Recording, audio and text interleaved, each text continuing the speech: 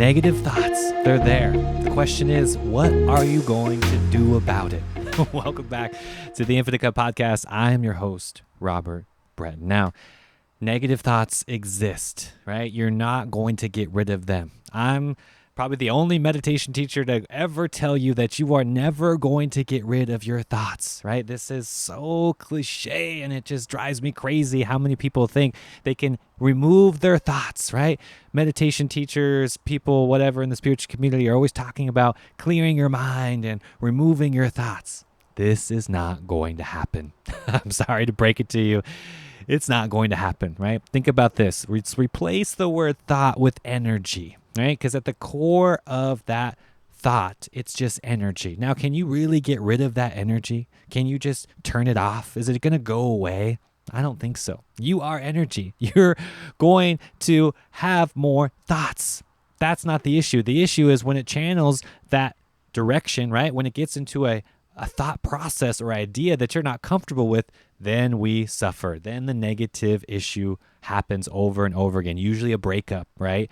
Constantly thinking about that ex, constantly thinking about that toxic thing that you used to do, that alcohol or drug abuse, right? Whatever that thing is, it's going to keep reoccurring until you actually go through it to have that breakthrough experience. It is no longer a master because you are loving it and accepting it as a part of your journey, right? So if you're resisting it in any way, shape, or form, that thing is going to come back into your life. You're going to obsess about it. You're going to dwell on it. You're going to put more energy to it or keep having these reoccurring thoughts. Now, here's the solution, right? That has worked for me. In the yogic process, the yogic technique, we call this thought labeling, right? You literally have to become the observer, become the witness of your thoughts, because guess what? They're not you. You are not your body. You are not your thoughts. You are not these things. It's only the identification with it is where the suffering happens, right? So let's not identify with it. Now, that's much easier said than done. What you have to do is let go of the reins a little bit, right? Let go, surrender, and repeat. This is the mantra. This is the exact technique to get you in tune with taking your power back. Fully claim your power, right? Let the mind become the servant that it needs to be instead of the master and controlling the energy all the time. That's the potential here. Now, we have to use this, right? Just like anything, you're not going to master this technique overnight. How can you become a good meditator or a good basketball player or a good anything, right? You have to practice. You have to put in the work. There's no avoiding this. Nobody's going to do it for you. Not your soulmate, not your mama, not your daddy. Nobody's going to do this work for you. It's time to go deeper than you've ever gone before, because that's what is necessary right now to have that breakthrough experience, because you are resisting these negative thoughts so much that they are just recreating in your life. And therefore, that is the endless cycle. That is the rat race itself. We need to break all of this by using the power of your thoughts to be the alchemist, right? To transmute that energy into a productive outlet, into something where you actually want it to go. Now, in my past, I've been through breakups. Oh my gosh, countless, right? Now, the bigger ones, right? You're in a 5-year relationship or something like that. You're going to dwell upon that person. Now, if you're not challenging yourself physically, emotionally, spiritually, then you're going to get stuck on the surface. You're going to dwell in the past because you're quote unquote bored, right? Meaning the energy is going to keep coming to the surface instead of being channeled into that productive outlet where you want it to go.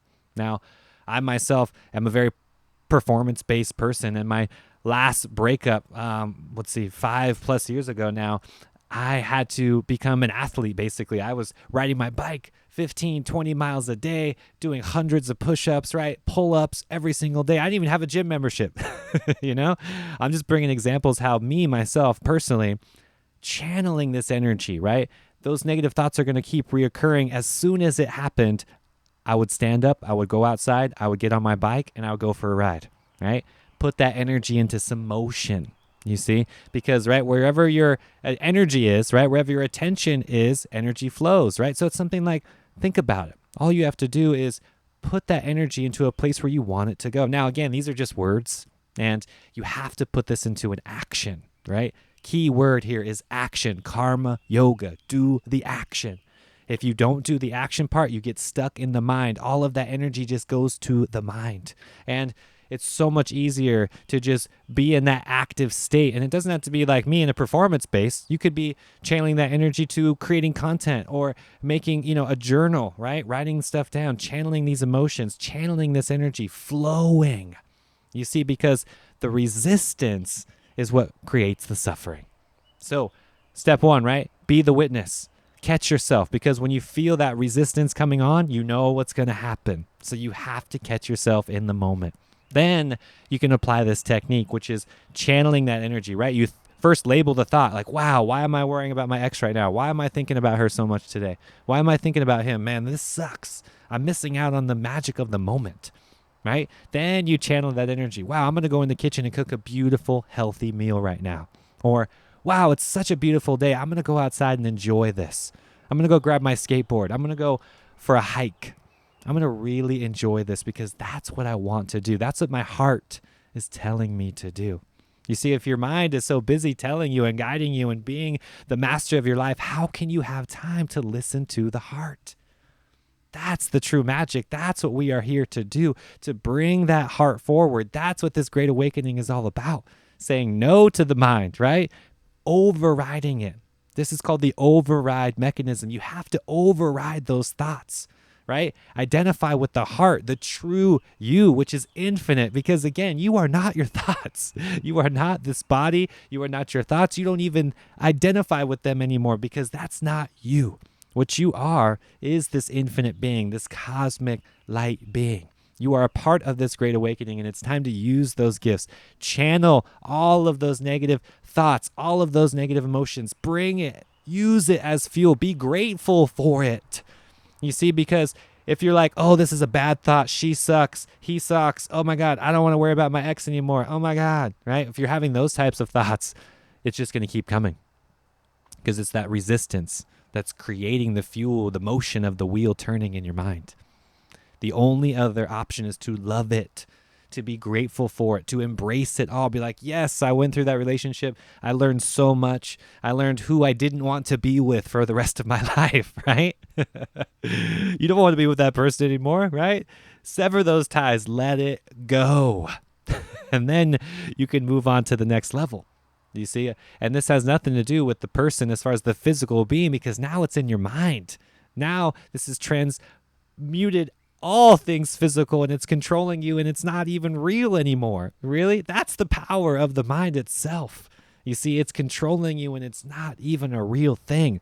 These are all the quote unquote what if scenarios, right? That just pop up. Again, this is based out of survival.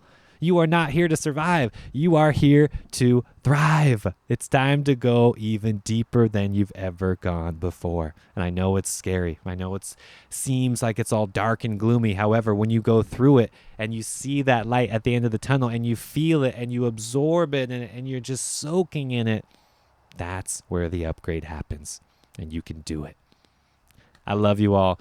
Thank you so much for being here. Shout out to the Inner Circle members. Shout out to everybody on the Patreon page. Until next time, infinite love and infinite peace.